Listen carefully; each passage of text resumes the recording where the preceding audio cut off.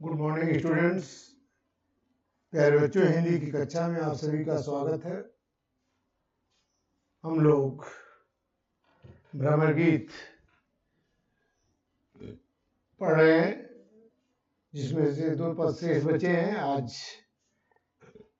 हम लोग उसी कड़ी में अगला पद पढ़ेंगे। चलिए सीधे पद पर आते हैं।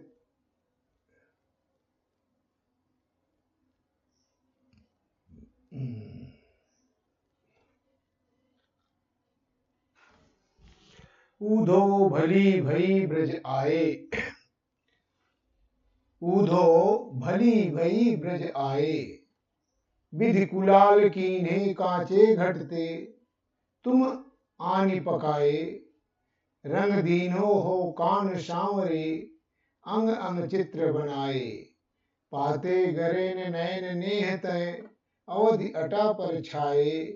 ब्रज करे अवा जोग ईधन करी, सुरत यान सुलगाए। फूक उसास बिरह बिरह प्रजरन, संग ध्यान दृश्य राय। भरे शपूरन सकल प्रेम जल, छुअन काहू पाए। राज काज तय गए सूर प्रभु, नंद नंदन कर लाए। ऊधो भली भई ब्रज आए। ऊधो श्री कृष्ण का संदेश लेकर ब्रज में आए हैं, किंतु उद्धव का कोई भी कथन गोपियों को स्वीकार नहीं है। वे उन पर व्यंग करती हुई कहती हैं, कटाक्ष कर रही हैं, व्यंग करती हुई कह रही हैं, हे उद्धव, उद्धव भली भई ब्रज आए। हे उद्धव, आपने ब्रज में आकर अच्छा ही किया। विधि कुलाल कीन्हे कांचे घट तक। कुलाल माने ब्रह्म कुम्हार, जो घड़ा बनाता है। घट माने घड़ा। विधि कुलाल कीन्हे कांचे घटते, तुम आनी पकाए। विधाता रूपी कुम्हार ने हमारे जिन शरीर रूपी घड़ों को, विधाता रूपी कुम्हार ने हमारे जिस शरीर रूपी घड़ों को कच्चा बनाया था, और इस कारण इनके टूटने अथवा गल जाने का भय था, क्योंकि कच्चा बर्तन जो है आसानी से टूट जाता है, या वर्षा के पानी या कोई भी पानी पड़ते गल जाता है। इन दोनों की संभावना बनी रहती है। हे उद्धव, आपने ब्रज में आकर अच्छा ही किया। विधाता रूपी कुम्हार ने हमारे जिस शरीर रूपी घड़े को कच्चा बनाया था, और जिसके कारण उसके टूटने और गल जाने का भय था, तुम आनी पकाए। उन्हें तुमने आकर पका दिया, अर्थात उसे पक्का कर दिया।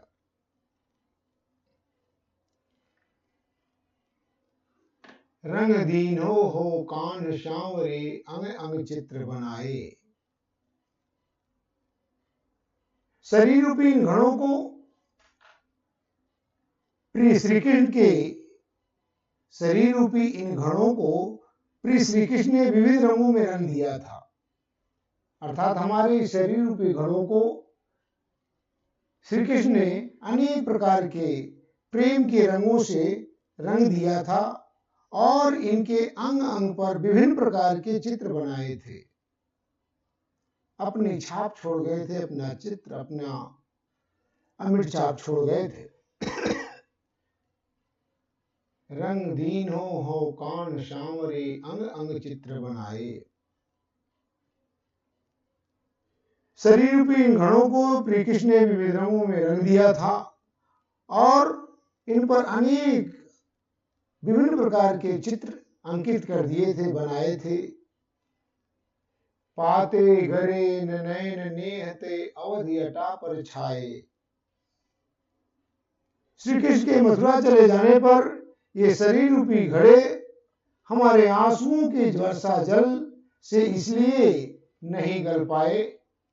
पाते गरे नयन नेहते, नयन नेत्रों, नेत्र से, हमारी आंखों से बहते हुए प्रेम के आंसुओं से ये शरीर रूपी घड़े इसलिए नहीं गले, नहीं गल पाए, क्योंकि इन पर अवधि अटा पर छाए, इन पर अवध रूपी अटारी छाई हुई थी। अवध रूपी अटारी, क्योंकि वो हम गोपिकाओं से वादा करके गए थे कि हम लौट आएंगे कुछ समय बाद, तो अवध रूपी अटारी, अवध रूपी अटारी के छाए रहने के कारण ये हमारे शरीर रूपी घड़े नेत्रों के बहते हुए आंसुओं के जल से इसलिए नहीं गले, क्योंकि इन पर अवध रूपी अटारी छाई हुई थी, उसकी रक्षा कर रही थी। ब्रज कर यवा जोग जी धन कर सुरत यान सुलगाए। हे उद्धव, अब आपने आकर संपूर्ण ब्रज को एक मन में कल्पना कीजिए, जिस प्रकार से कुम्हार अपने बर्तनों को, अपने घड़े को पकाने के लिए क्या करता है, बर्तन बना लेने के बाद उन्हें आवा में पकाता है। तो आवा में पकाने के लिए उसे ईंधन, अग्नि आदि की आवश्यकता पड़ती है। उसी का एक प्रतीक लेते हुए सूरदास जी कहते हैं, ब्रज कर यवा जोग ईंधन कर। हे उद्धव, अब आपने आकर संपूर्ण ब्रज को क्या कर दिया, आवा बना दिया है। संपूर्ण ब्रज को आवा बना दिया है और उस पर योग की चर्चा रूपी ईंधन भी रख दिया है। जिससे आवा बना दीजिए, उसमें बर्तन रखने के बाद उस पर ईंधन की आवश्यकता होती है। ब्रज करी आवा जोग ईंधन करे। हे उद्धव, अब आपने आकर संपूर्ण ब्रज को आवा बना दिया है और उस पर योग रूपी, योग साधना रूपी, निर्गुण उपासना की योग साधना रूपी चर्चा का ईंधन भी रख दिया है। और सुरत यान सुलगाए, सुरत माने स्मृति, यादें, और श्री कृष्ण की स्मृति रूपी आग को सुलगा दिया है। जो उनकी यादें हमारे मन में दबी पड़ी थी, उनको और क्या कर दिया है, उस यादों की आग को सुलगा दिया है। अब आग जानते हैं, आग जलने से पहले सुलगती है, फिर हवा पाने के बाद फिर वो धधकने लगती है, जलने लगती है। फूंक उसास बिरह प्रजलन संग।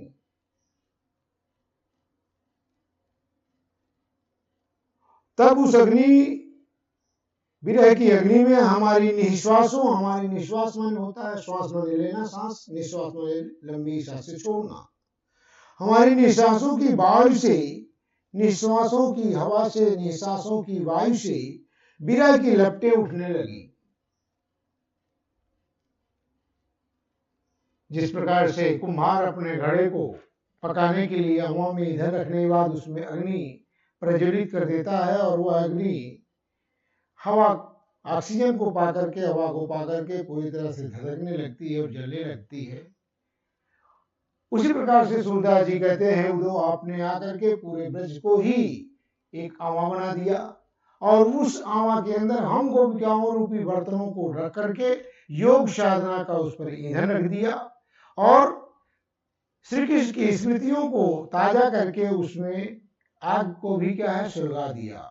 और हमारी फूंक उसास बिरह प्रजलन संग, और हम गोपिकाओं की लंबी लंबी सांसें, आहें उस अग्नि को प्रज्वलित करने में सहायक बनी और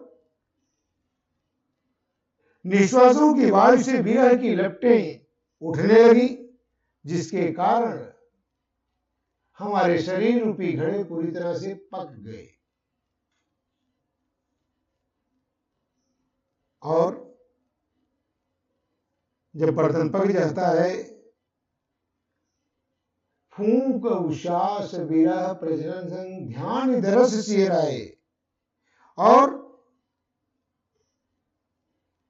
जब हमारे शरीर रूपी घड़े उस हवा में पक गए, फिर इन्हें श्री कृष्ण के दर्शन प्राप्त करने की इच्छा, हम गोपिकाओं के अंदर जो लालसा है कि श्री कृष्ण के दर्शन को पाले, श्री कृष्ण को देख ले, तो श्री कृष्ण के दर्शन प्राप्त करने की इच्छा और ध्यान ने इसे शीतल कर दिया।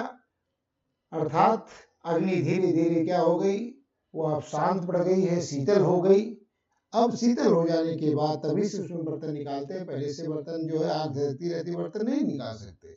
तो अब श्री कृष्ण की दर्शन प्राप्त करने की इच्छा, ध्यान दरस सियराए, सिराने माने शीतल पड़ जाना।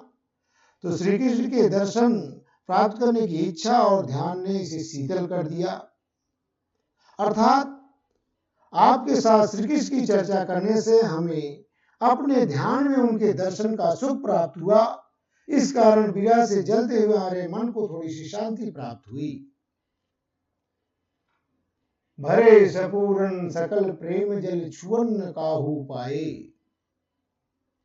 अब ये घड़े पूर्ण रूप से प्रेम के जल से भर गए हैं और आज तक कोई भी इनका स्पर्श नहीं कर सका है।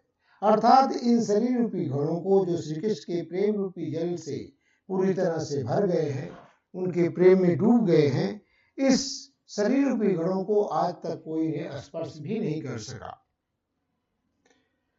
सूरदास जी कहते हैं, राज काज ते गए सूर प्रभु नंद नंदन कर लाए। जो सूरदास जी कहते हैं, गोपिया कहते हैं कि हे उद्धव, ये तो उन्हीं नंद नंदन अर्थात श्री कृष्ण के लिए सुरक्षित हैं, जो राजकाज के लिए गए हुए हैं। अर्थात जो राज के कार्य के लिए, राजा कंस के कार्य के लिए मथुरा चले गए हैं, राज के कार्य के लिए, राज कार्य के लिए जो चले गए हैं, जब भी वे लौटेंगे, जब भी वे लौटेंगे उन्हें ये घड़े अर्थात हमारे शरीर अनछुए और पूरी तरह से सुरक्षित प्राप्त होंगे, अर्थात सुरक्षित मिलेंगे। मेरे बच्चों, इनको दो एक बार जो है वीडियो चला करके अच्छी तरह से समझ लीजिए। इसके आगे का पद हम लोग पढ़ते हैं। अखियां हरि दर्शन की भूखी, कैसे रहत रूप रस राची, ये बतिया सुन रूखी, अवध गनत एक टकमक जोवत, तब इतनो नहीं झूठी, अभी अशोक सदेशो सुन सुनी अति अकुलानी दुखी, बारक वह मुखयान दिखावहु, दुहि पै पीवत पतूखी, सूर सूकत हठिनाव चलावत, ये सरिता है सूखी। अखिया हरि दर्शन की भूखी, कैसे रहत रूप रस राची। रूप रस राची ने रूप के रस में पगी हुई, रूप के रस में पूरी तरह से परिपक्व, अवधि गणत एक टकमग जोवत, गणत माने गिनते हुए, झूठी माने अत्यंत दुखी हुई, बारक माने एक बार, पै माने दूध, पतुखी माने पत्ते का दोना, जो दुनका बनाया जाता है पत्तों से, पत्ते का दोना, सुकत माने रेत, हठ माने हठ पूर्वक, अखियां हरि दर्शन की भूखी। सूरदास ने इस पद में गोपियों की कृष्ण भक्ति का भावात्मक रूप स्वरूप प्रस्तुत किया है। उद्धव निर्गुण भक्तियों योग की बातें करते हैं, योग का संदेश सुनाते हैं, जिन्हें सुनकर गोपियां कहती हैं कि उनकी योग की नीरस चर्चा वे नहीं सुनना चाहती, क्योंकि उन्हें श्री कृष्ण के दर्शनों की लालसा है, जिनके बिना उनके नेत्र प्यासे हैं। अब ये आंखें श्री कृष्ण का दर्शन पाना चाहती हैं, उन्हीं को देखना चाहती हैं। अखिया हरि दर्शन की भूखी। गोपियां उद्धव से कह रही कि हमारी आंखें श्री कृष्ण के दर्शन के लिए ललायित हैं, व्याकुल हैं। कैसे रहत रूप रस राची, ये बतिया सुन रूखी। ये श्री कृष्ण के रूप और रस में, उनके प्रेम में पगी हुई ये आंखें श्री कृष्ण के रूप और प्रेम में पगी हुई हैं, पूरी तरह से परिपक्व हैं, लीन हैं। इसलिए ये बतिया सुन रूखी, कैसे रहत, ये आंखें तुम्हारी योग की नीरस बातें सुनकर कैसे धैर्य धारण करें, कैसे रह सकते। अर्थात ये तुम्हारी रूखी बातें, अर्थात तुम्हारी निर्गुण उपासना की नीरस बातें सुनकर ये कैसे धैर्य धारण कर सकती हैं। अवधि गणत इकटक मगजोवत तब इतनो नहीं झूकी। जब ये आंखें श्री कृष्ण के लौट आने की प्रतीक्षा में, लौट आने की अवधि एक एक दिन गिनती हुई, टकटकी बांधे हुए मार्ग की ओर देखकर प्रतीक्षा करती थी। अवधि गणत इकटक मगजोवत, जब ये आंखें श्री कृष्ण के लौट कर आने की अवधि का एक एक दिन गिनती हुई, टकटकी बांधे मार्ग की ओर, मथुरा से आने वाले रास्ते की ओर देखकर प्रतीक्षा करती थी, उस समय भी इतनी ये दुखी नहीं हुई थी, ये उतनी व्याकुल और आकुल इतनी दुखी नहीं थी। लेकिन अब यह संजोग सदेशो सुन सुनी अति अकुलानी दुखी। परंतु अब ये आंखें तुम्हारे इन योग के संदेशों को सुनकर अत्यंत व्याकुल और दुखी हो उठी है। बारक वह मुखयान दिखावो, दुख पय पीवत पतूखी। हे उद्धव, हमारी यही प्रार्थना है कि हमें श्री कृष्ण के उस मुख के एक बार दर्शन करा दो। हे उद्धव, हमारे श्री कृष्ण के उस मुख, श्री कृष्ण के मुख का, उस मुख का एक बार दर्शन करा दो, जिस मुख से वे पत्ते के दोने में दूध दूह कर पिया करते थे। बारक वह मुखयान दिखावो, दुहि पय पीवत पतूखी।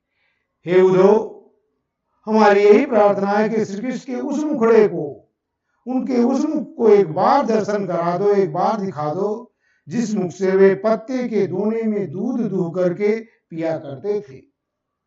सूर सुकट हठिनाव चलावत ये सरिता है सूखी। सूरदास कहते हैं, गोपिया कहती है कि हे उद्धव, हमें योग की उपदेश, योग का उपदेश देकर तुम वैसा ही असंभव कार्य करने का प्रयास कर रहे हो। असंभव माने जिस कार्य को नहीं किया जा सकता है।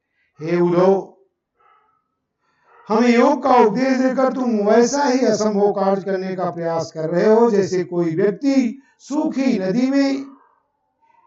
नदी की बालू में हठपूर्वक नाव चलाने का प्रयास करता है।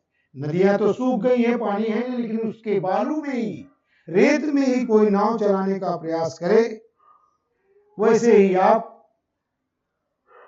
हे उद्धव, हम गोपिकाएं जो श्री कृष्ण के प्रेम में रसी हैं, हमारा प्रेम श्री कृष्ण के प्रति जो अगाध प्रेम है, आप योग साधना का उपदेश देकर के वैसा ही असंभव कार्य करना चाहते हैं, जैसे कोई व्यक्ति सूखी नदी में, बालू की रेत में नाव चलाने का प्रयास कर रहा हो। अर्थात कृष्ण के प्रेम में अनुरक्त हमारे हृदय पर तुम्हारी योग संबंधी उपदेश का कोई प्रभाव नहीं पड़ने वाला है। आपका यह प्रयास निरर्थक है, बेकार है, व्यर्थ है। Thank you, all the best.